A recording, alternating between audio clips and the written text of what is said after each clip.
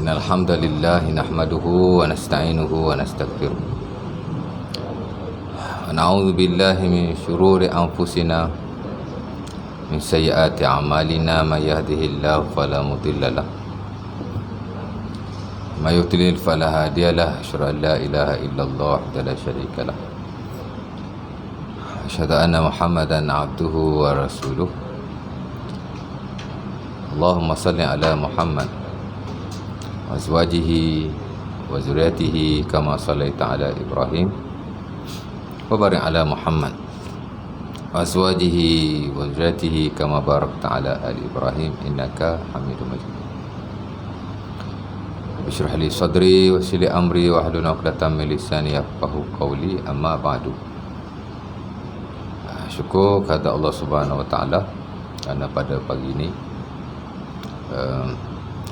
telah sama-sama kita solat subuh jamaatan, ini cara berjamaah, dan kita ada sesi kuliah subuh lah ya, sebagaimana rutin lah di mana-mana masjid surau sebahagian lah besar daripadanya di Selangor ya.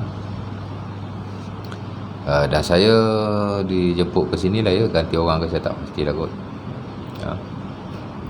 Pertama kali ya, betul tak pernah lagi mai surau ni ya. Kira first time lah ya. Tu bila parking tadi tengok betul ke surau ni tinggi semacam je. Saya ingat ini surau ketiga kot saya jumpa surau jenis macam ni lah ya. Satu di Kajang ada satu surau tinggi macam ni. Sekali saya pergi dulu kuliah subuh. Saya ingat lama dah 3 or 4 years ago, 3-4 tahun lepas. Satu lagi di Kelang. Bukan Padang Jawa. Kelang ke Shah Alam Shah Alam tak tahulah. Tapi masuk Padang Jawa tu, area tu lah belah kiri tu. Surau tinggi macam ni juga. Tuan-tuan ni kira power lah, lutut masih kuat lagi lah. Hari-hari boleh naik tangga kan, dia tinggi tu. Ni surau ketiga lah ya. Okey je, tak ada apa masalah pun. Tapi pelik lah, bukan pelik, unik lah. Cakap pelik, ustaz suruh saya pelik, ustaz cakap je. Tak payah panggil lagi dah lepas ni. Apa cakap pelik, tak pelik lah, unik lah, unik ya. Unik. Dan kebiasaannya kali pertama saya perkenalkan diri dulu lah ya. At least kita tahulah siapa yang bagi kuliah subuh hari ni. Kat sini saya kat Masjid Meru lah kot. Saya paling dekat rasanya. Masjid ni pun saya pernah datang 2 kali masjid ni. Bila saya tu saya ingat 2-3 tahun lepas. Tapi di Masjid Nurul Jannah saya dah start kuliah bila saya? Tahun lepas kot ya. Baru 5-6 kali lah ya. Baru 5-6 kali. Saya ingat tak jauh sangat kot, 5 minit kot ya. Betul tak? Tapi ni surau bukan under dia ya. Under dalam masjid depan ni kot ya. Nama saya Hasan bin Cik Mat, tuan-tuan boleh panggil Ustaz Hasan lah ya.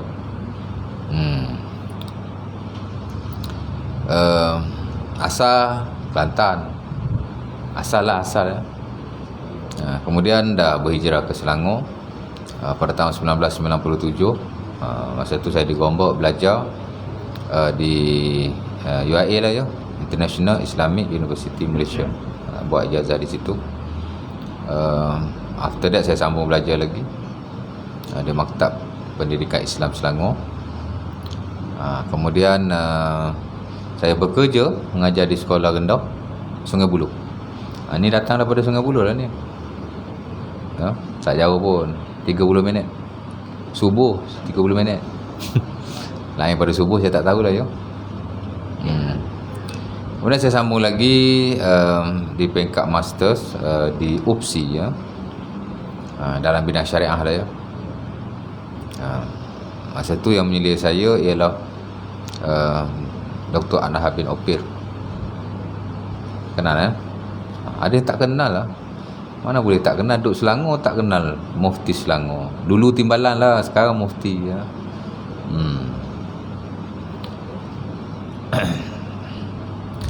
Kemudian sekarang pun masih belajar di peringkat PhD lah ya, di bidang kewangan Islam dan muamalat. Jadi doa-doakanlah saya sempat menghabiskan. Belajar sambil bekerja ni dia challenging, mencabar. Patut orang habis 2 tahun, kita habis 4 tahun. Normal lah ya. Sebab kita bukan full time, kita part time kan. Sibuk-sibuk, kerja lagi, dengan keluarga lagi, komitmen banyak ya. Mengajar masjid surau lagi ya. Kadang-kadang tak sibuk mana pun buat sibuk. Ada juga ya. Tapi tak apalah, boleh habis ke okey lah ya. Dan saya kuliah tetap saya banyak area Sungai Buloh lah ya. Cuma di sini saya satu.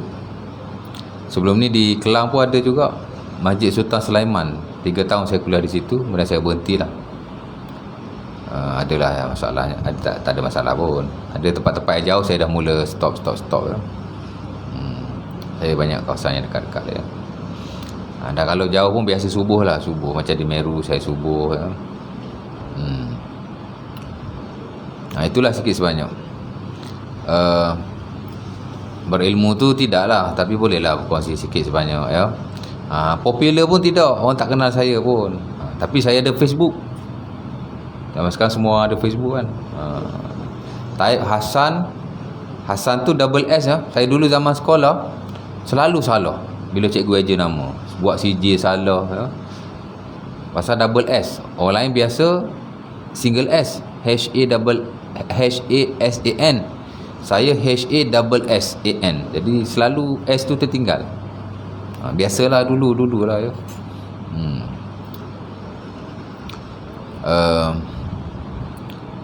Adalah Facebook tu tekan bukan Ustaz Hasan, tak taruh Ustaz lah, taruh Hasan je ya.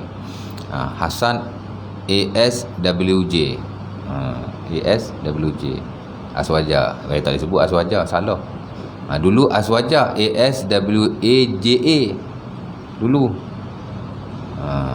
Tapi the president call me, you are not Aswaja, please change the name. Saya pun tukar nama. Itu pun ada isu juga, tukarlah ASWJ ya. YouTube pun ada, tuan-tuan tekan je Hasan Sungai Buloh ya. Double S. Adalah yang saya video. Biasa saya kuliah saya ambil video saya sendiri ya. Kalau orang ambil video pun saya ada video saya sendiri. Tapi hari ni tertinggal mikrofon. Baik. Itu sikit sebanyak lah ya biodata saya. Tengok 8 minit lah, sekejap je. Ni berapa minit ya? Sejam kelas subuh. Angguk tu okey lah tu. Tak sampai pun ya. 40 minit lah lebih kurang ya. Baik. Pagi ni saya nak baca firman Allah Subhanahu Wa Taala. Saya nak baca firman Allah Subhanahu Wa Taala. Yang mana Allah Subhanahu Wa Taala sebut dalam surah Az-Zariyat. Surah Az-Zariyat Surah Az-Zariyat ni terkategori dalam surah Al-Mufassal ya. Quran ni ada kategori-kategorinya ya. Dari sudut panjang dan pendek dia ada sekurang-kurang 4 kategori ya. 4 kategori. Ini kita belajar dalam Ulumul Quran, the science of Quran. Saya tak pastilah ya di masjid dan surau, as far as I am concerned, tahu saya lah ya, tak banyak yang belajar Ulumul Quran, the science of Quran. Bukan belajar tafsir ya, bukan belajar tajwid ya, tapi belajar tentang Quran dari sudut-sudut seumpama itu ya. Belajar Quran dari sudut perspektif yang am. Quran ni apa? Belajar definisi Quran ya. Penting juga tu. Belajar kategori-kategori Quran, itu pun satu bab yang penting. Dia ada kategori macam-macam lah ya. Salah satu ialah kategori Al-Quran dari sudut panjang dan pendek ya. Sebab bila kita baca Quran, ada surah yang panjang, bahkan teramat panjang. Contohnya Al-Baqarah. Pendek Al-Baqarah. Pendek je Al-Baqarah Ustaz. Salah baca Quran tu. Quran lain yang dia baca tu. Kalau Al-Baqarah yang ada dalam Quran ni mesti panjang. Bahkan Quran ataupun surah yang paling panjang, the longest chapters in Quran, surah yang paling panjang dalam Quran, Al-Baqarah lah ya. 286 ayat. Dan ayatnya pun panjang-panjang. Betul tak? Menjangkau 2 surah. lebih. Jadi panjanglah ya. Lepas tu ada yang panjang lagi, Al-Imran. Lepas tu ada surah-surah yang panjang. Ada surah yang pendek sikit. Ada yang pendek lagi, ada yang amat pendek. Jadi tak sama tu. Kategori-kategori itu.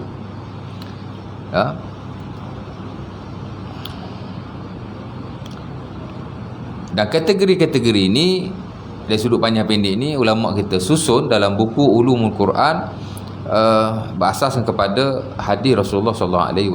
Nabi yang bagi macam tu. Quran tu secara teksnya memang panjang-panjang, pendek-pendek macam tu lah ya. Kemudian Nabi membahagi-bahagikan. Antaranya adalah hadis Wasilah bin Al-Asqa yang diriwayatkan oleh Musnad Ahmad. Nabi kata Quran ada 4 bahagi ya. Pertama yang panjang-panjang, Nabi menamakan ia sebagai As-Sab'u At-Tiwal, 7 surah yang panjang. Tengok Quran kan, tu yang paling panjang sekali. 7 surah yang pertama itulah Al-Baqarah, Al-Imran, An-Nisa, Al-Maidah, Al-Baqarah, Al-Imran, An-Nisa, Al-Maidah, Al-A'raf, Al-An'am dan surah At-Taubah. Panjang kan? Duk main 200 lebih. Al-Baqarah 286, Al-Imran 200, kemudian ada yang 100 lebih. Duk main gitulah. Mana surah-surah yang menjangkau 200 lebih atau kurang sedikit. Ya. Itu disebut sebagai As-Sab'ut Tiwal, 7 surah yang panjang. Ya. Kemudian yang kedua Nabi namakan sebagai Al-Mi'in. As-Sab'ut Tiwal, Nabi kata macam Taurat. Utitu makanat Taurah As-Sab'ut Tiwal. Aku diberikan Quran 7 surah yang panjang seumpama Taurat. Jadi tahulah kita, walaupun kita tak pernah baca Taurat. Siapa yang pernah baca Taurat? Saya bukan kata baca, tengok pun belum. Bible selalu tengok. Dulu saya kerja hotel, dalam laci ada 2 kitab. Satu Quran, satu Bible. Dululah. Tahun 1998, masa saya kerja part timers dulu di hotel ni di PJ ni. Saya tak ingat, dekat dengan sebelah dengan Armada Hotel. Dia 3 stars hotel, hotel 3 bintang. Tak tinggilah, 13 tingkat, 14 tingkat macam tu. Ataupun hampir 20 tingkat. Tingkat 13 dengan 14 saya jaga masa tu. Buat part time je. After belajar, petang kerja. Time cuti kerja full lah, pagi petang. Ada 2 Bible. Jadi kita dah tengok lah. Dan tu first time saya tengok Bible, dah ada satu Quran, satu Bible lah. Sekarang saya tak pastilah ada atau tidak. Jadi Taurat tak pernah baca, tengok pun tak pernah. Tapi sekurang-kurang kita tahu salah satu kriteria Taurat ni ialah ayat dia panjang-panjang. Ya? Taurat ni dia bahasa Ibrani tak silap saya. Tak apalah itu ya. Tapi nak cerita begitu. Nabi kata aku diberikan Taurat 7 surah yang panjang. Wal Mi'in, Nabi kata aku diberikan surah Al-Mi'in. Makana Az-Zabur. Aku diberikan pula surah yang bernama Al-Mi'in seumpama Zabur. Kalau Taurat tadi macam itulah ayat dia panjang-panjang. Taurat Nabi mana? Nabi mana? Musa. Dia yang jawab kira lepas fardu ain lah tu ya. Kalau dia tak tahu Taurat, siapa Nabi mana Taurat? Itu fardu ain tu macam tak berapa nak lepas sikit ya. Sebab wajib mengetahui kitab-kitab yang diturunkan kepada nabi-nabi terdahulu. Kitab ni banyak, tapi yang Allah Ta'ala sebut dalam Quran 6 saja. Taurat, Zabur, Injil, Quran, Suhuf Musa, Suhuf Ibrahim. 6. Jadi kena tahulah, tahu basic idea. Sikit-sikit ya. Kalau tak tahu langsung, takut fardu ain tak lepas lah. Kena tahu Taurat adalah kitab yang diturunkan kepada Nabi Musa. Kemudian ayat yang 100 ayat Al-Mi'in daripada perkataan mi'ah. Mi'ah ni makna 100. Jadi Nabi kata aku diberikan pula surah yang Al-Mi'in.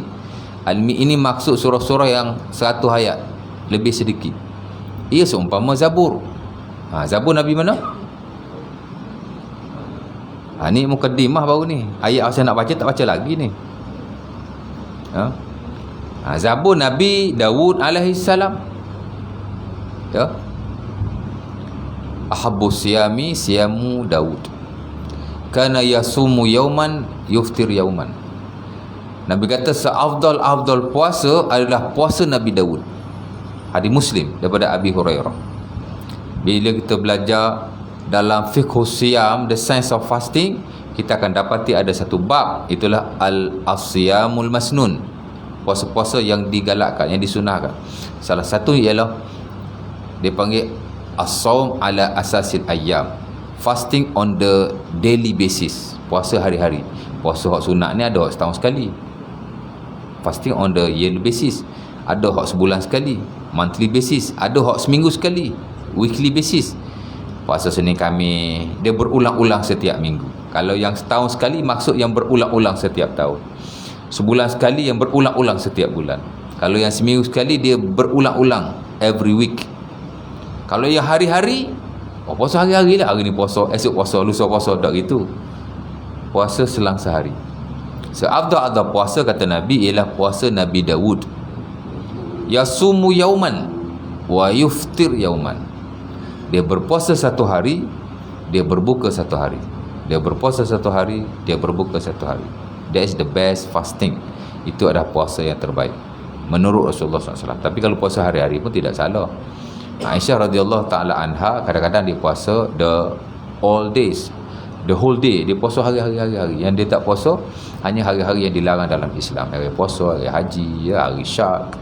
Itu dia tak puasa lah. Daripada tu dia puasa hari-hari. Harus, tak ada masalah. Tapi yang terbaik ialah puasa Nabi Daud. Taurat, Zabur tadi Nabi Daud alaihi salam.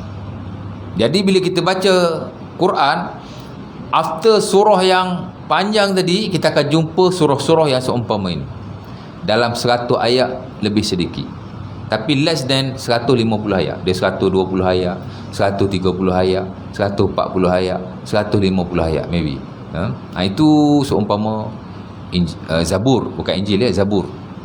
Jadi bila kita baca surah-surah seumpama itu, tahulah kita bahawa surah-surah ini adalah surah-surah yang mirip Zabur, kitab yang diturunkan kepada Nabi Dawud alaihissalam, ya.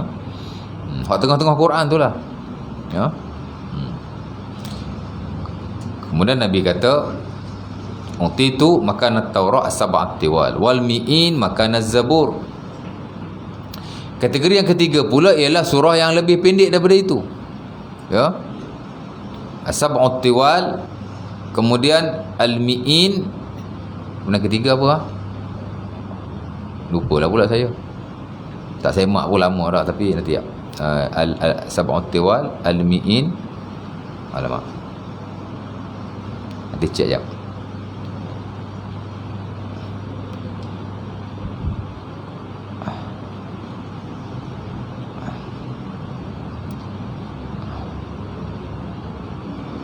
Tanya Syekh Google ya. Hadis banyak dalam website ya. Tiap.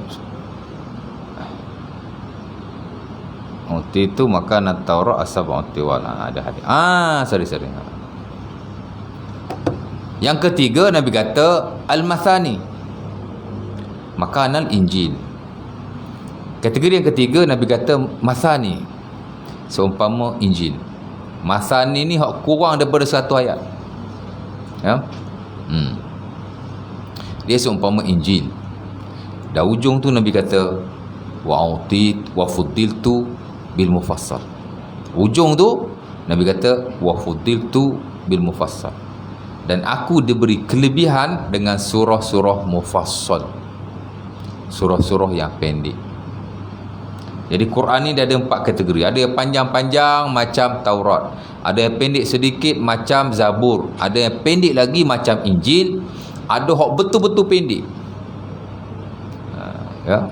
Seumpama, bukan hak betul-betul pendek tu Nabi kata itulah aku punya.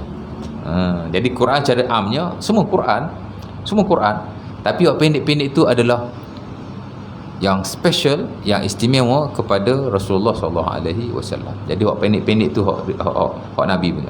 Aku diberikan kelebihan dengan surah-surah Al-Mufassal. Dan surah Mufassal ni kalau kita tengok dalam Quran, ulama tak sama pendapat daripada mana ia bermula.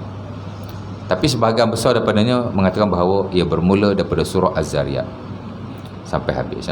Surah Az-Zariyat yang saya nak baca ni lah. Baru nak baca ayat tu. Masak kami kali ni. Baru 20 minit. Ada lagi 20 minit. Ya. Surah Az-Zariyat. Nanti bila tuan-tuan buka Quran, baca Quran, tengok surah Az-Zariyat, mesti ada ayat yang saya nak baca. Ayat yang ke-56. Dan biasanya kalau saya pergi ke mana-mana masjid, surau, kalau kali pertama lah, biasa saya akan kongsi ayat ini. Biasalah, biasa. Ada juga kongsi ayat lain pun. Tapi biasanya. Kerana kita melihat bahawa ayat ni, dia amat penting. Penting berlaku Quran ni. Tapi dari sudut nak menjelaskan kepada kita tentang kehidupan kita. Hidup kita ni macam mana sebenarnya. Sebab manusia ramai lagi yang masih tak tahu matlamat dia dijadikan oleh Allah Subhanahu Wa Taala. Aku hidup ni untuk apa? Untuk makan ke? Ya. Untuk bekerja ke? Kadang-kadang orang pergi kerja balik kerja, pergi kerja balik kerja, pergi kerja balik kerja. Dia ada soalan, ada pertanyaan. Dia tanya diri dia, aku ni tak ada kerja lain ke? Asyik nak kerja. Contohlah ya. Kehidupan kan. Sebab itu dia ayat yang penting. Kerana ia bersabit dengan kehidupan kita secara am. Ya? Dan saya yakinlah tuan-tuan selalu dengar ayat ni. Selalu dengar. Kita ni, Quran ni dengar semua. Kan? Kadang-kadang ada masjid surau 10 minutes 15 minutes before masuk waktu-waktu solat, buka Quran kat luar. Kan? Kadang orang tak dengar pun. Nak kita duduk dalam jamban, berak pula duduk dengar Quran. Sambil berak sambil dengar Quran. That's why saya personally saya tak setuju benda tu. Bahkan tak perlu pun. Sekali-sekala mungkin okey. Tapi kalau all the times, kadang kita orang kata apa, dia tak sesuai. Betul tak? Duduk berak sambil dengar Quran. Tapi macam di Kelantan benda tu biasa. Di Selangor tak berapa biasa. Ada setengah buat, ada setengah tak buat. Saya ingat minoriti lah yang buat pun. Tapi ramai tak buat. Di tempat saya subuh je buat. 10 minutes before subuh, surau saya Al-Kasani, dia akan buka Quran. Tapi itu pun tak selalu, sekali-sekala.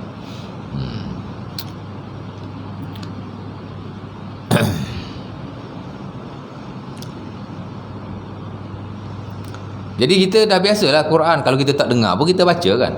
Kita dah biasa. Kadang ayat Quran sebagainya kita hafal.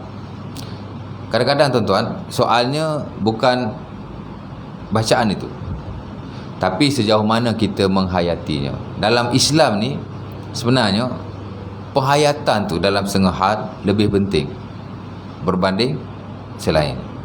Macam puasa kan. Semua orang puasa. Kalau tak nak puasa pun kena puasa juga, pasal wajib. Cuba kalau puasa boleh pilih, nak puasa boleh, tak nak puasa boleh. Agak-agak tuan-tuan pilih puasa ke tak puasa? Kalau saya pilih tak puasa. Kalau saya yang iman tak apa nak kuat ni lah, tuan-tuan iman kuat kot, saya mesti puasa Ustaz. Kalau tak wajib pun saya akan puasa. Sebab apa saya kata begitu? Sebab puasa sunnah pun saya tak apa buat. Mungkin tuan-tuan yang kuat berpuasa sunnah, kalau hak wajib tak wajib pun tuan-tuan akan buat. Buktinya Ustaz, saya hak sunat pun saya buat. Senin Khamis saya puasa, Sabtu Ahad saya puasa. Pernah saya puasa lagi 3 hari di tengah bulan. Macam ni kan. Ni 16 Ramadan. Kalau ikut bulan-bulan yang lain, antara waktu sunnah puasa ni 13, 14, 15. Tiap-tiap bulan buat fasting on monthly basis. Jadi logik lah, kalau Ramadan tak wajib, dia akan puasa sebab dia puasa sunat, berajin. Kita tak berajin puasa sunat ni, agak-agak kalau Ramadan tak wajib tuan-tuan buat tak? Tak pastilah, saya tanya diri sendirilah. Tepuk dada, tanya iman. Kalau tak wajib, tapi dah wajib, nak buat macam mana? Mau tidak mau, bila masuk Ramadan, orang akan berpuasa pasal dia wajib. Ada juga tak puasa. Dulu di Sungai Buloh ada restoran yang time bulan puasa dia jual nasi ke belakang bagi plastik hitam. Sekarang ni tak tahulah kot dah ada orang report ke, tak tahulah. Saya dulu memang tengok lah, ada, biasa ada macam tu kan. Kalau jenis tak puasa kan, restoran tutup, dia buka kat belakang. Tapi kalau buka pun tak apa, sebab ada non-Muslim yang tak berpuasa ya. Ada orang yang memang tak boleh puasa, isteri yang haid. Kalau semua restoran tutup, kalau isteri kita tak boleh puasa, tuan-tuan nak pergi cari makan kat mana? Kena masak lah. Kita dah lah puasa, tak larat nak masak untuk isteri lagi. Isteri masak sendiri lah. Boleh je buka restoran ya. Tapi jual kepada orang yang macam tu lah. Tapi dia bukan tahu pun ya. Saya dulu tuan-tuan, masa kerja Pizza Hut, dulu kerja hotel. Masa saya belajar, masa kerja hotel tu kat PJ, sebab saya belajar di matrikulasi di PJ ya. Masa saya di main campus, saya kerja Pizza Hut. Rider kan. Bos saya tu perempuan. Time dia tak boleh puasa, dia suruh saya beli makanan dekat KFC ke McDonald's, tak tahulah, dekat Jasco Wangsa Maju ha? Bila saya beli tu kan, setahu dia tengok saya atas bawah, mamak ni tak puasa ke kan. Jadi orang suspicious kat kita. Padahal kita beli untuk bos kita. Takkan saya tak puasa kot. Memanglah masa tu belum start lagi, baru nak start. Tapi kita dah puasa daripada kita sekolah agama, belajar pun agama, tak akallah kita tak puasa. Dia bukan tahu kita siapa pun, tapi dia macam suspicious lah tengok kita atas bawah. Budak ni tak puasa kot. Kita budak ke masa tu lah, umur baru 24, 23 kan. Kita budak lagi je lah. Sekarang pun budak lagi kan, baru 40 lebih ya. Muda lagi lah kayaknya kan. Mengaku muda tu, naik tangga pun dah tak larat.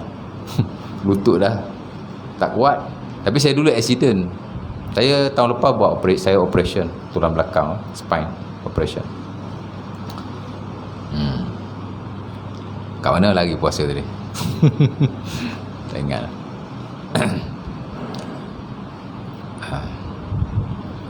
Kat mana tadi? Mana tadi? Apa? Sebelum cerita pasal KFC tu kat mana tadi? Kat mana? Puasa tadi kan. Untung tak wajib. Untung wajib. Kalau tak wajib, saya rasa saya pun tak puasa kot. Dan sebenarnya itulah awal-awal puasa Rasulullah SAW. Tuan-tuan baca ayat Quran surah Al-Baqarah ayat 186. Ayat 183 kan. Satu-satunya ayat yang memerintahkan kita berpuasa. Dia beza dengan semayang. Kalau semayang ni banyak ayat suruh kita semayang 5 kali. Al-Baqarah 43, Al-Baqarah 83, Al-Baqarah 110, An-Nisa 77, An-Nur 56. Ayat dia, ayat 56 ya. Itu perintah-perintah untuk kita lakukan solat. Aqimus solat wa atuz zakat. Aqimus solat wa atuz zakat. Tak termasuk lagi ayat yang menyebut tentang qiyam, tentang rokok, tentang sujud, banyak ya. Tapi puasa dia unik, Allah Ta'ala sebut sekaligus. Itulah surah Al-Baqarah 183 sampai 187. Macam itulah ya. Ya ayyuhallazina amanu kutiba alaikumusiyam kama kutiba alal ladzina min qablikum la'allakum tattaqun. Mula-mula Nabi dah puasa, tapi tak wajib. Nabi berpuasa 3 hari setiap bulan. Daripada Nabi berada di Makkahul Mukarramah 13 tahun. Macam itulah lebih kurang. Kita tak tahu bila Nabi berpuasa 3 hari setiap bulan, tapi riwayat menyatakan antaranya dalam Sunan Abi Dawud daripada Anas bin Malik, Nabi berpuasa 3 bulan setiap hari before difardukan puasa Ramadan, ketika baginda berada di Makkah ya. Nabi mari ke Madinah tahun pertama, tahun kedua turun ayat tu wajib puasa. Nabi tu puasa macam kita puasa. Dok, syariat ni dia turun beransur-ansur macam semayang lah tuan-tuan. Semayang pada peringkat awal boleh sembang sambil semayang Allahu Akbar. Kena ingat poin ni, nanti saya lupa kan, abang kena jawab nanti. Saya biasa lupa masa mengajar ni, pasal dah lari sikit Allah lupa dah, lari sikit lah. Tadi sebut KFC lari lah. Allahu Akbar, semayang. Member pun mari kat sebelah, Allahu Akbar. Kau tadi daripada mana? Aku tadi lewat sikit lah, meniaga, ada customer datang beli. Kau dah makan belum? Belum. Lepas ni kita makan ya, pergi kat Maju Ahmad ya. Puasa kan? Mana puasa lagi? Tak puasa lagi. Ni pasal semayang saya cerita. Kat awal semayang boleh sembang. Kunna natakallamu fis salah yukallimu ahaduna jam sahibahu wa huwa jambahu fis salah. Ya. Kata Zaid bin Arqam dan Sahih Bukhari, dulu-dulu kami bercakap masa semayang, kami sembang. Dan kita bercakap dengan sahabat sebelah menyebelah kita ketika solat. Dululah peringkat awal. Jangan duk buat sekarang pula. Allahu Akbar. Kan? Memang mari tanya sembang. Janganlah dulu. Dia syariat ni dia sentiasa beransur-ansur ya. Bila Nabi wafat baru dia dah complete. Puasa pun sama tuan. Bila Allah Ta'ala turun ayat tu ayat tentang puasa. Saya yakinlah awal-awal Ramadan bila Ustaz bagi tazkirah suka baca ayat tu. Kan? Wahai orang yang beriman, diwajibkan kamu atau ditulis ke atas kamu puasa sebagaimana orang-orang sebelum kamu. Wajib puasa. Tapi puasa macam kita puasa? Tak. Pada peringkat awal diberi pilihan. Fa ammal ladzina yutiqu ya ayyuhalladzina amanu kutiba alaikumusiyam kama kutiba alal ladzina min qablikum la'allakum tattaqun ayyaman ma'dudat. Wa man kana minkum maridan aw ala safarin fa iddatun min ayyamin ukhra. Fa ammal ladzina yutiqunahu ataupun wa amma. Wa ke fa? Siapa imam tadi? Fa ke ma? Tak lupa. Fa ammal ladzina yutiqunahu ataupun wa ammal ladzina yutiqunahu fityatun ta'amu miskin. Adapun orang-orang yang mampu berpuasa, dalam bracket dia tak nak puasa, maka adalah dia memberi fidyah ke atas orang yang miskin. Ya. Maksudnya pada peringkat awal puasa difardukan, kita boleh pilih nak puasa atau tidak puasa. Siapa yang nak puasa, go for it. Siapa yang tak nak berpuasa, dia hanya memberikan fidyah kepada orang-orang miskin. Pada peringkat awal puasa macam tu ya. Kemudian satu peringkat. Sama juga waktu dia panjang tuan. Daripada waktu isyak sampai waktu maghrib. Sekarang subuh sampai maghrib kan, pendek lah je. Jadi waktu kita tidak berpuasa dengan waktu kita berpuasa sama panjang. Ya. Kalau nak ikutkan, waktu yang panjang tu lah betul-betul puasa. Sebab puasa kan lapar kan. Tapi dipendekkan waktunya. Adalah cerita dia. Mungkin saya boleh kongsi pada waktu yang lain ya. Tapi nak cerita begitulah ya. Baik. Balik pada ayat yang tadi. Saya sebut tadi surah Az-Zariyat ayat 56 surah Al-Mufassal. Ayat ni tuan-tuan selalu dengar. Saya sebut tadi yang penghayatan tu. Semua orang puasa tuan. Tapi sejauh mana kita menghayati puasa tu yang penting. Sama baca Quran. Semua orang baca Quran. Hak rajin lah. Tapi sejauh mana kita menghayatinya, itu saja. Yang Nabi sebut dalam Al-Askar. Pernah dengar Al-Askar? Kitab zikir lah ya. Tuan-tuan nak belajar zikir, belajar Al-Askar min kalam Sayyidil Abrar. Tu buku zikir mu'tabar yang dikarang oleh Al-Imam Nawawi rahimahullah. Tak adalah 100% orang kata 100% hadis sahih, 100% memang boleh diamalkan tanpa dipertikaikan. Tak adalah begitu. Quran je 100% ya. Hak lain pada Quran tu kadang-kadang ada sikit sebanyak kelemahan. Dalam tu ada hadis yang terlalu dhaif yang tidak boleh diamalkan, ada juga. Tapi kena belajar lah yuk. Dan ustaz hak ajar tu kena ahli lah bab zikir ya. Saya ajar fiqh di Masjid Meru. Saya memang bidang saya bidang fiqh, lepas tu saya boleh mengajar fiqh. Tapi kalau orang tu tak ada latar belakang fiqh yang bagus dan tidak ada ilmu yang bagus, kalau ajar fiqh kadang dia tak kena lah. Dia kena ada ilmu yang betul baru dia boleh ajar. Jadi sama yang tadi Askar ni dia buku zikir tu hari ni orang duduk zikir hu. Tengok Askar tak ada pun. Cara zikir macam tu tak ada. Tak tahu. Sekarang kan duduk heboh pasal zikir hu kan. Dia buku zikir yang bagus dan sekarang-sekarang bila kita belajar buku zikir tu, kita akan fahamlah konsep zikir yang betul. Dalam buku tu dia ada satu bab ataupun satu kitab, nama dia Kitabu Tilawatil Quran, the chapter of reciting Al-Quran, bab cara nak baca Quran ya, ataupun hal yang bersabit dengan Quran. Mula-mula dia sebut dah, i'lam anna afdalal azkari tilawatul Quran wa anna al-matluba minat tilawati at-tadabbur. Ketahuilah olehmu bahawasanya seafdal zikir ialah baca Quran. Ya. Ada orang kata seafdal zikir ialah tu seafdal zikir lah. Tak, di sisi ulama-ulama kita seafdal zikir ialah baca Quran. Ya. Saya boleh kata disepakati. Saya boleh kata macam tu, ya. Mengikut apa yang kita belajar daripada teks para ulama kita. Confirm seafdal zikir ialah baca Quran, ya. Tetapi wa annal matlub, tetapi yang dituntut minat tilawah daripada bacaan itu at-tadabbur, menghayatinya. Lepas tu kita baca Quran jangan baca saja. Sekali-sekala tengoklah maksudnya. Ya. Dan cuba memahaminya. Di situ timbul penghayatan. Macam mana tuan-tuan boleh baca Quran kalau tidak mengetahui maksudnya? Penghayatan tu susah nak dapat lah. Sedap telinga mungkin sedap, tapi betul-betul menghayati tu tak dapat. Sedangkan kita nak yang itu, ya, tadabbur. Sama juga ayat yang saya nak baca ni, mungkin tuan-tuan dah selalu dengar. Pasal saya yakin ustaz pun duk baca hadis ni, ayat ni, tapi kadang-kadang kita tidak menghayati kerana kita tidak tahu maksudnya, ya.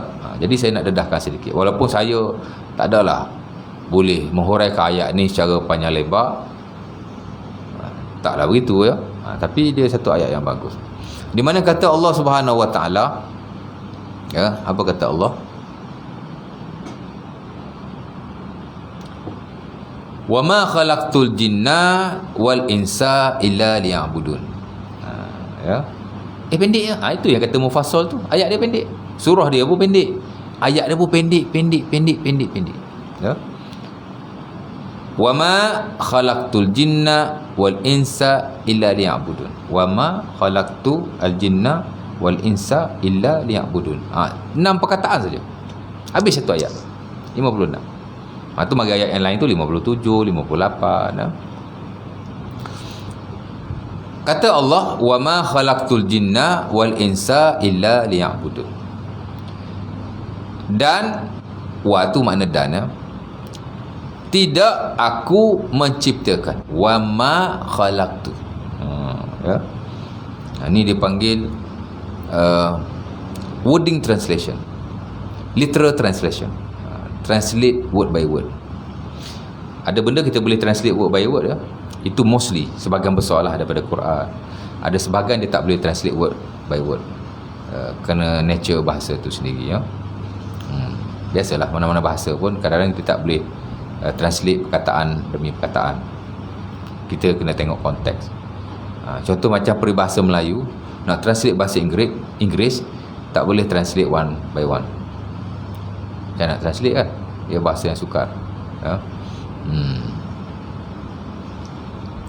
Tapi ni tak apa, ayat ni dia simple, jadi dia boleh translate secara literal, ya, word by word. Dan tidak aku ciptakan, wa ma khalaqtu al jinna, jin, wal insa, dan manusia. Ins tu mana insan. Dalam Quran biasa disebut 3 perkataan yang merujuk kepada manusia. Pertama an-nas, ya, manusia. Yang kedua insan. Kalau an-nas, manusia-manusia, plural. Arab kata jamak. Kalau insan seorang, wal 'asr innal insana lafi khusr, ya. Demi masa sesungguhnya manusia dalam kerugian. Insan seorang, ya. Dia singular. Dalam bahasa Arab kita panggil mufrad, ya. Tapi kalau an-nas dia ramai, manusia-manusia. Ya ayuhan nas, wahai manusia-manusia. Kalau kita translate wahai manusia, dia tak tepat. Sebab an-nas adalah plural, ya. Al-ins dia boleh guna dua-dua. Mufrad pun boleh, plural pun boleh. Boleh digunakan kedua-duanya. Al-ins maksudnya manusia juga. Dan boleh diterjemahkan manusia-manusia. Tak ada masalah.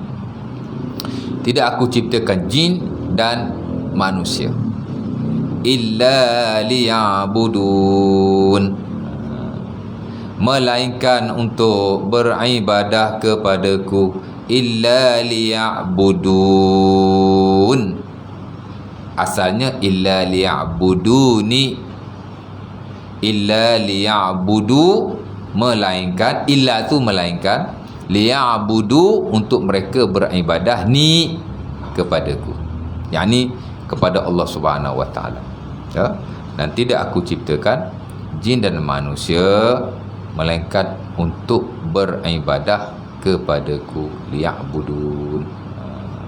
Sebab tu saya kata ayat ni dia memberi penjelasan ataupun dia ada hubung kait yang jelas, yang terus, yang langsung kepada kehidupan kita, di mana Allah Ta'ala memberitahu bahawa dia tidak menciptakan kita, termasuk jin juga, melainkan untuk beribadah kepadanya. Jadi kita clear pasal apa kita dijadikan oleh Allah, dilahirkan, ya? Dihidupkan untuk beribadah kepadanya, ya. Jadi apa maksud ibadah? Setengah tafsir dia terjemahkan, dan tidak aku ciptakan jin dan manusia melainkan untuk mengabdikan diri kepadaku. Sama juga, kerana ibadah berasal daripada perkataan abd. Ibadah daripada perkataan abd. Abada ya'budu, ibadah abdun. Abd ini mana hamba lah, abdi kan. Orang Melayu kata hamba abdi. Abdun ni mana hamba. Tidaklah aku ciptakan jin dan manusia melainkan untuk mengabdikan diri kepadaku. Itu terjemahan yang saya paling suka sekali. Kerana bila sebut ibadah, kata lain bagi ibadah ialah bahasa Melayu lah, ya, mengabdikan diri kepada Allah Subhanahu Wa Taala. Itu tujuan kita diciptakan oleh Allah Subhanahu Wa Taala, untuk kita beribadah, yakni mengabdikan diri kepada Allah Subhanahu Wa Taala. Boleh je kita terjemahkan ibadah pun, kerana ibadah telah jadi bahasa Melayu. Dia panggil kata pinjaman. Banyak perkataan-perkataan Arab ni dah jadi perkataan Melayu. Sebab tu orang Arab nak belajar bahasa Melayu cukup mudah sekali.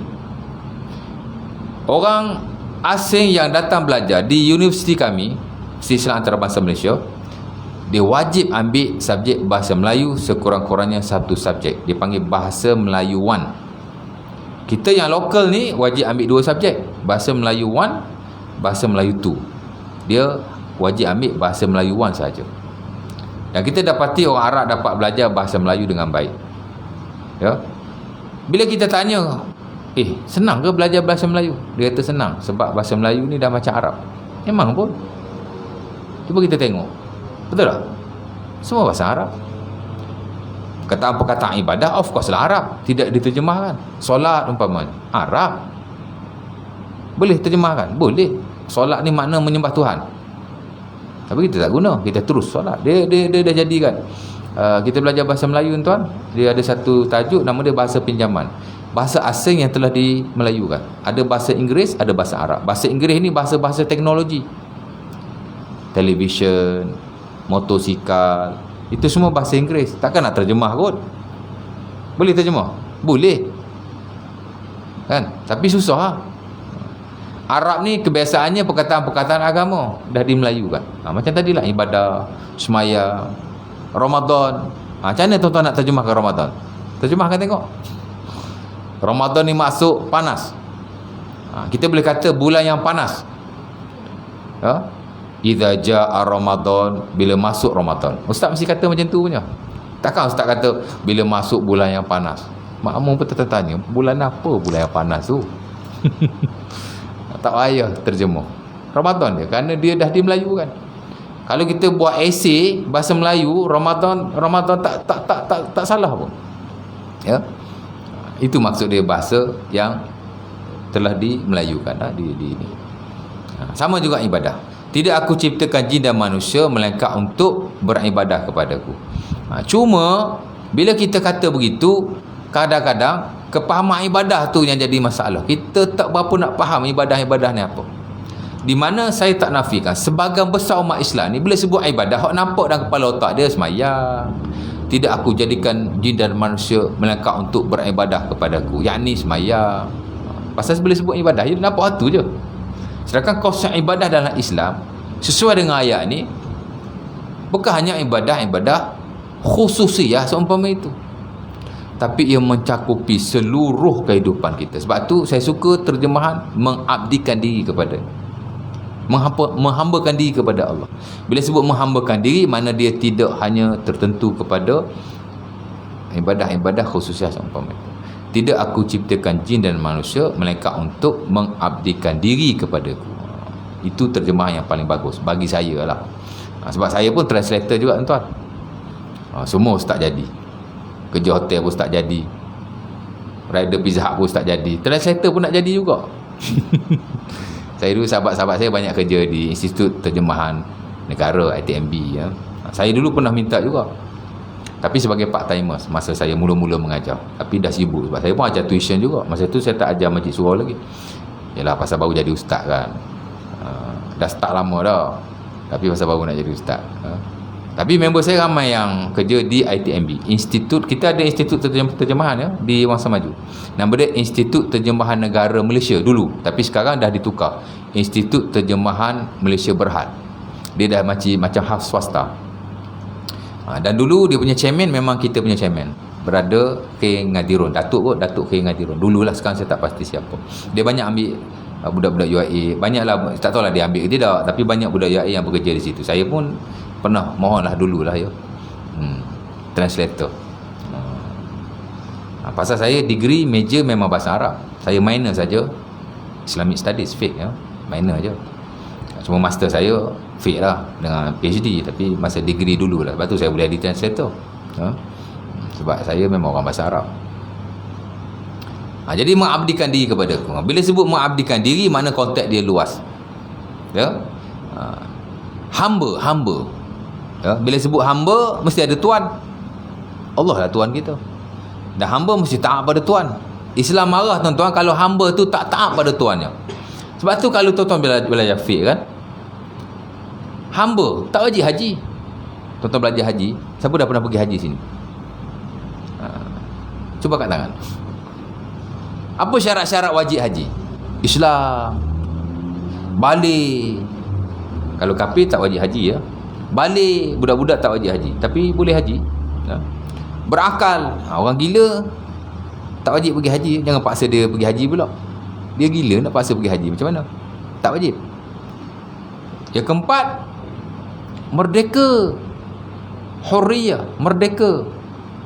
Di mana hamba tak wajib haji. Tak wajib haji. Kenapa hamba tak diwajibkan untuk haji? Kerana Islam meraihkan uruf orang Arab pada waktu itu, hamba mesti kerja untuk tuan dia. Bahkan jika seseorang hamba itu lari, kita tak boleh beli hamba tu. Tak sah jual beli hamba yang lari daripada tuannya. Dan hamba tu berdosa besar. Dia semayang, Allah Ta'ala tak terima hamba yang lari daripada tuannya ni. Dia panggil Al-Abdul Abiq, hamba yang lari daripada tuan. Itu istilah di dalam fiqh ya. Kita belajar jual beli kan, muamalat ya? Selling and buying. Tak sah kita jual atau kita beli hamba yang lari daripada tuannya. Malah dia hamba tu berdosa kan? Hamba yang taat perintah Allah, taat perintah tuannya, Allah Ta'ala bagi 2 kali ganda pahala. Ini disebut dalam hadis Muslim daripada Abi Musa Al-Ash'ari. Dalam muamalah bab hujung sekali, dia ada bab perhambaan, Kitabul Itiq. Tapi ujung lah, dia tak famous bab tu ya. Tapi dia satu bab yang bagus ya. Hamba memang diraikan. Hamba tak wajib solat Jumaat. Lah ni tak ada lah hambanya, ni cerita dulu kan. Sekarang pun apa syarat wajib solat Jumaat? Islam, balik, berakal, lelaki. Jangan paksa bini kita main sembahyang Jumaat pula. Pasal lelaki wajib, perempuan tak wajib. Kemudian merdeka, di mana hamba tak diwajibkan solat Jumaat. Hari ni kalau masih ada hamba, mereka tak perlu pergi Jumaat. Kerana Islam betul-betul meraihkan hamba dia mesti berbakti kepada Tuhan ya. Itulah konsep hamba. Bila Allah Ta'ala kata aku tidak jadikan manusia dan jin melainkan untuk memperhambakan diri kepada itu, that is the best translation for me. Jadi kita kena betul-betul memperhambakan diri kepada Allah ya. Itu ibadah yang sebenar. Ibadah-ibadah ada perkataan perhambaan ya. To make yourself slave. Betul je, worship Allah, sembah Allah, betul juga. Tapi memperhambakan diri tu. Ibadah ni perkataan abd, memperhambakan diri. Daripada situ konsep ibadah dia akan jadi luas. Di mana seorang hamba dia mesti taat kepada perintah tuannya. Islam pun suruh taat. Jadi apa-apa yang Allah Ta'ala suruh kita, kita mesti buatlah. Allah Ta'ala suruh semayang. Siapa yang semayang, dia telah memperhambakan diri kepada Allah.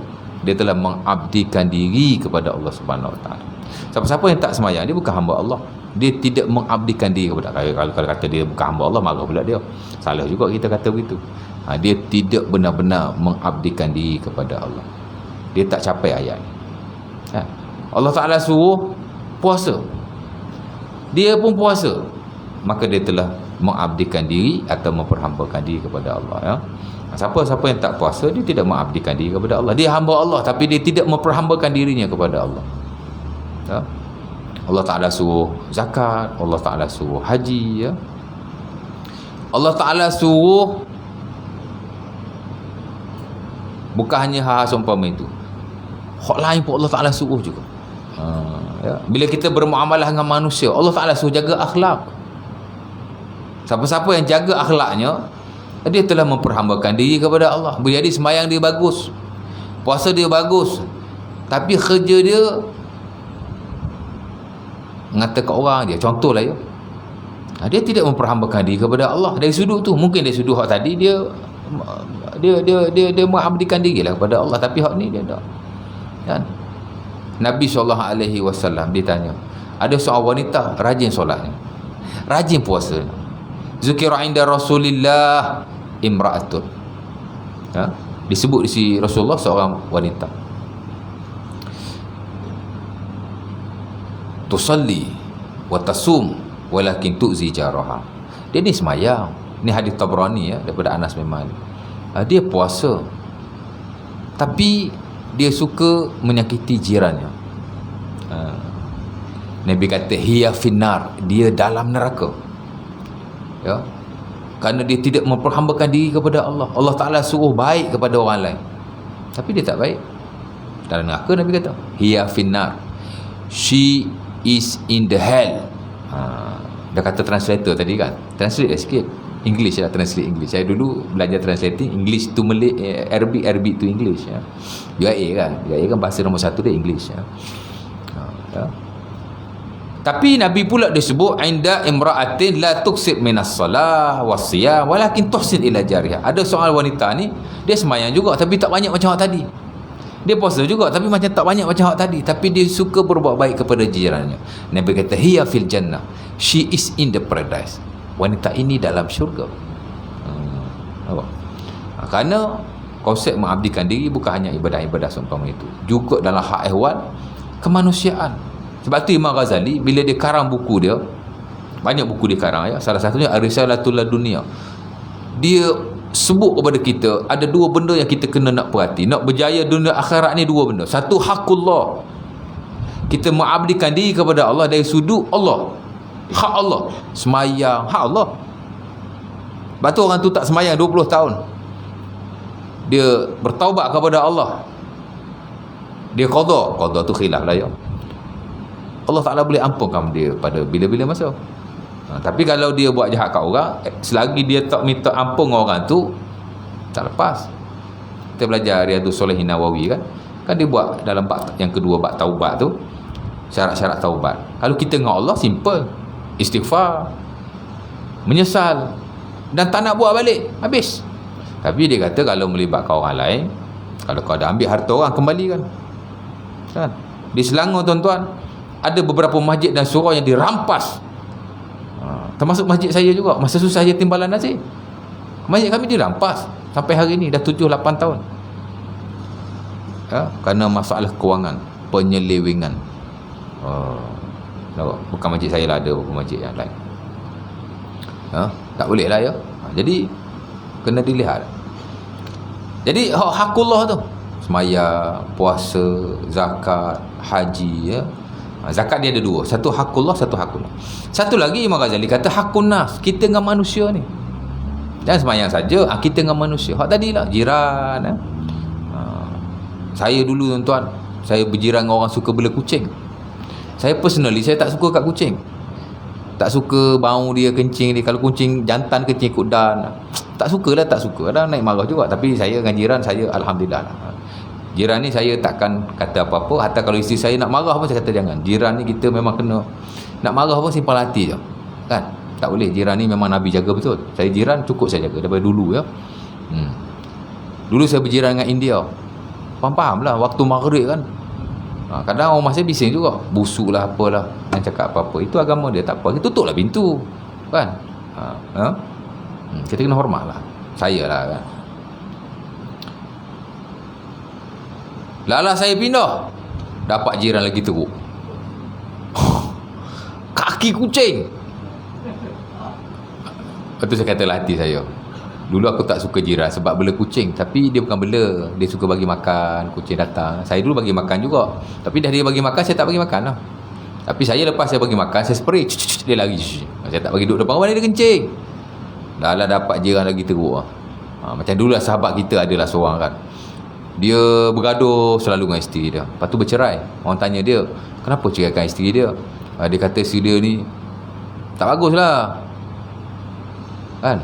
Dah lah dia kahwin lain, dapat isteri lagi tak bagus. Pada muka. Dia kata isteri tak bagus, dia pun tak bagus juga ya? Jadi kena syukur lah. Kadang kita kena syukur. Kadang macam saya lah ya, pindah-pindah dapat jiran lagi kucing bela banyak, pening kepala. Tapi depan rumah saya tak boleh duduk sekarang pun, mau kucing. Tapi saya tak kata apalah, saya biarkan saja ya. Biarlah, itu hobi dia kan. Baguslah dia buat baik kat binatang ya. Hakun nas ya, buat baik kepada manusia. Itu juga konteks mengabdikan diri kepada Allah. Kita bekerja cari rezeki untuk anak bini, itu seafdal-afdal sedekah. Banyak hadis Nabi yang menjelaskan semua. Itu ibadah belaka tu. Tuan-tuan kerja cari rezeki untuk anak bini, ibadah tuan. Ibadah ya. Cuma kalau cukup time semayang lah. Jangan sampai time semayang tak semayang. Tak payahlah semayang. Aku dah kerja, ustaz kata ibadah. Ibadah hakun nas, dari sudut kita dengan manusia lain ya. Kerana dalam Quran bukan hanya perintah bersabit dengan ibadah-ibadah khususnya seumpama semayang, tapi banyak lagi perintah-perintah yang bersabit dengan kemanusiaan. Kena buat baik kat isteri, kena buat baik kat anak, kena buat baik kat kawan-kawan. Tak ada? Pinjam duit kawan, tak payah kan? Kerja dah bagus, muazzin every time of prayer, Allahu Akbar, Allahu Akbar, ajak orang semayang. Setiap kali orang datang semayang, dia dapat pahala sama. Kita belajar bab fadilat azan, Masya Allah ya. Saya pun nak jadi Bilal sebenarnya, dan saya memang pernah jadi Bilal. Dulu saya pengurusi surau 2 penggal tuan. Teringat saya mengajar surau je ke? Tak, saya dulu pengurusi surau 2 penggal. Masjid tu saya timbalan pengurusi 1 penggal. Busy saya ni. Sebab tu saya kata saya buat master dulu lambat habis. Busy, membizikan diri. Baguslah, azan tu dah bagus. Hakullah kita dengan manusia. Tapi kita hakun nas, kamu tidak mengabdikan diri kepada Allah, melainkan kamu kena betul kedua-duanya. Kamu dengan Allah dan juga kamu dengan manusia. Pinjam duit kawan tak payah, kawan mengadu. Kadang saya jadi orang tengah kan? Jadi saya lihat benda-benda tu nak memperhati kan. Pinjam duit kawan tak payah. Nabi dulu tuan-tuan, kalau orang tu mati tak payah hutang, Nabi tak solat. Orang mati berzina kena rejam, Nabi solat. Tapi kalau orang mati sebab tu bila saya buat PhD, saya pilih muamalat. Kerana saya melihat ibadah ni bukan hanya semayang, puasa seumpama, tapi dari sudut kewangan juga satu muamalah. Dah hari ni kewangan boleh jadi jihad tuan-tuan. Jihad Singapura ambil manfaat daripada sekolah-sekolah muamalat kita. Tapi kadang kita tak ambil manfaat daripada sekolah. Ulama kita lah ya, Daud Bakar, itu sekolah dunia tu main kan. Banyak pembaharuan yang dia buat dalam hak ehwal muamalah dan finance Islam sejak ia diasaskan dulu sampai hari ni. Dia melalui perkembangan-perkembangan yang bagus lah ya. Itu bab lain lah ya. InsyaAllah ta'ala. Jadi balik pada ayat tadi, kita hidup untuk mengabdikan diri kepada Allah. Mengabdikan diri kepada Allah maksudnya urusan kita dengan Allah cuba settle sebaik mungkin. Semayang kita belajar balik macam mana aku semayang ya. Kita dah semayang fardu, tambah dengan ibadah sunat kan. Puasa pun sama. Puasa Ramadan kita jaga elok-elok. Kalau ada masa puasa sunat kita tambah. Tak tambah pun tak apa, ibadah nama pun sunat. Benda sunat ni kadang-kadang Nabi buat, ada setengah-setengah waktu Nabi tinggalkan, nak tunjuk benda ni tak wajib.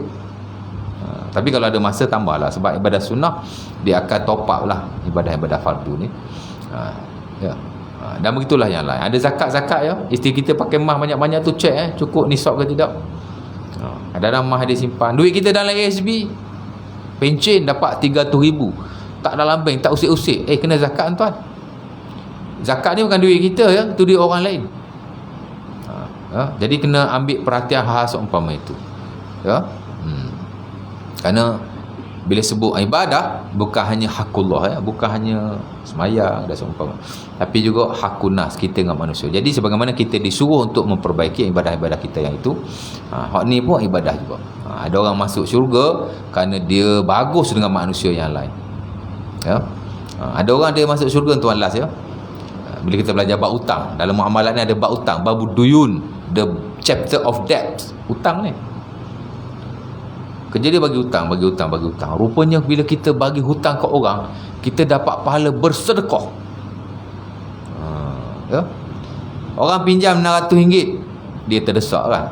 Kalau jenis kaki pinjam tak bayar, kita pun tak bagi.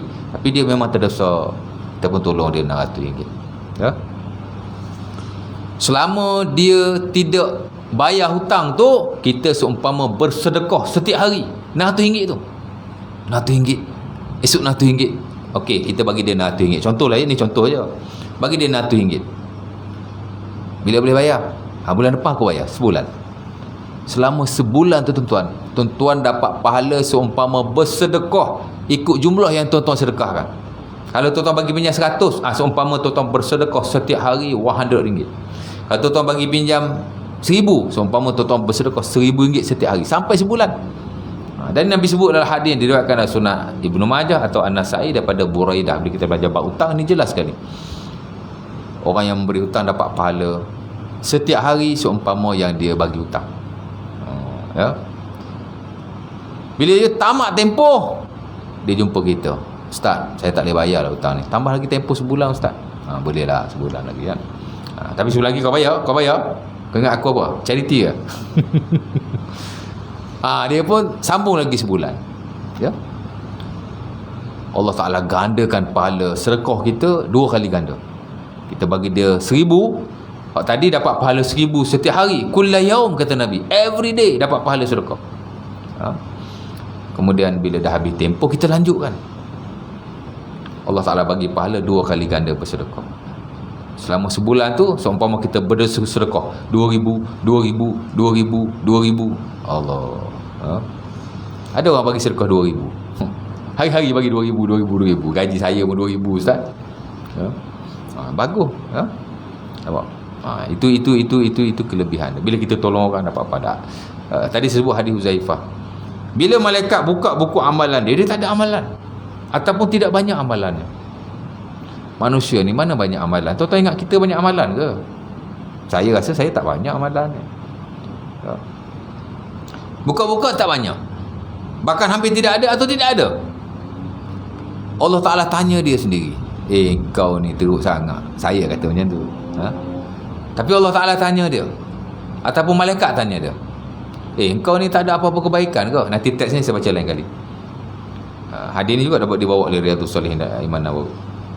Tak ada amalan. Ataupun tidak banyak. Malaikat kata, cuba ingat. Dia ingat. Oh, masa hidup dulu antara kebaikan yang aku buat ialah aku suka memberi hutang kepada orang lain.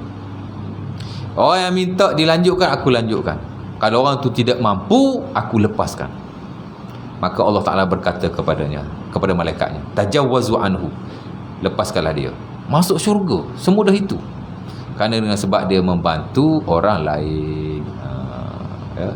Jadi nak masuk syurga ni bukan hanya dengan semayang, bukan hanya dengan puasa, tapi juga dengan kita berbuat baik pada manusia yang lain. Dan saya yakinlah tuan-tuan pernah dengar ada seorang pelacur wanita. Hadis ni hadis Muslim daripada Abi Hurairah, daripada Ibnu Umar. Dia masuk syurga hanya memberi anjing minum air saja.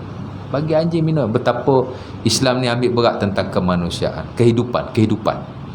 Islam ni bukan hanya dia macam sempit, tapi dia kehidupan. Nampak? Jadi ayat ni amat penting. Mungkin tuan-tuan boleh buka tafsir, tengok balik ya. Dan minta Allah Ta'ala jadikan kita betul-betul orang yang mengabdikan diri kepada Allah Subhanahu Wa Ta'ala. Kita cubalah sebaik mungkin. Manusia ni masih ada kelemahan. Kita ada kelemahan tertentu, kekurangan tertentu, tapi kita cubalah sebaik mungkin. Dan selagi mana kita berusaha, Allah Ta'ala akan sentiasa meredainya, insya-Allah Ta'ala ya. Jadi saya rasa mungkin setakat itu dulu. Saya kalau bercakap tuan-tuan 6 jam tak apa ya. Saya di universiti saya mengajar, saya buat part time juga di universiti ya. Open university. Kadang saya bagi kuliah 6 jam non stop, berhenti semayang je. Tak apa, okey je. Puasa tak puasa okey je. Tapi kuliah subuh sepatut 40 minit, tapi dah lebih dah ni dah sejam dah ya. Jadi saya kena berhenti lah ya. Jadi mungkin setakat itu dulu. Ada nak tanya apa-apa ke? Ada soalan ke? Ada tak puas hati ke? Nak bantah ustaz ke? Boleh, silakan. Ya. Dan mudah-mudahan kita bolehlah berjumpa lain kali, berkongsi apa-apa yang baik yang kita boleh ambil manfaatnya. Dan saya doakan tuan-tuan pemudahkan urusan oleh Allah Subhanahu Wa Taala, diberi kesihatan yang baik, fikiran yang baik ya, dan semoga kita dapat menjalani kehidupan ini juga dengan baik selaku hamba Allah Subhanahu Wa Taala, mengabdikan diri kepadanya dari sudut ibadah-ibadah khususiyat, dan juga mengabdikan diri kepadanya daripada sudut keduniaan. Kita bekerja, kita cari rezeki ya, kita buat hal-hal komuniti ya, AJK masjid, AJK surau, ibadah tu ya. Jadi jagalah ibadah jawatan kita tu, buat yang terbaik untuk masjid dan surau kita, kerana semuanya ada nilai di sisi Allah Subhanahu Wa Taala. Boleh jadi kita tak masuk syurga dengan sembahyang kita, boleh jadi. Kerana bila kita lihat hadis di Nabi, orang masuk syurga ni macam-macam. Ada masuk syurga dengan sembahyang, ada masuk syurga ya. Semuanya ada balasan yang baik daripada Allah Subhanahu Wa Taala. Aku qauli hadza, astaghfirullahalazim li wa lakum. Assalamualaikum warahmatullahi wabarakatuh. Kita tutuplah majlis kita dengan tasbih kafarah dan surah Al-Asr.